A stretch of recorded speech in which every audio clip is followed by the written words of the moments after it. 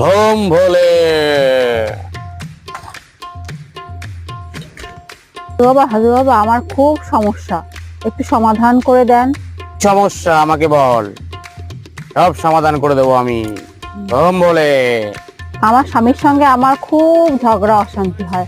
এমন একটা কিছু দিন না যে আমার কথায় উঠবে আর বসবে, উঠবে আর বসবে। সব বুঝেছি, শোন তাহলে আমার কথা। স্বামীর মুখে মুখে তর্ক করবি না একদম। সংসারে শান্তি রাখতে গেলে তোকে এটা করতেই হবে। আর শোন, একদম স্বামীর পকেট ঝেড়ে পয়সা নিবি না, আমি তোকে বলে দিচ্ছি। তবে রে সাধু বাবা, আমার স্বামীর টাকা আমি নিতে পারবো না।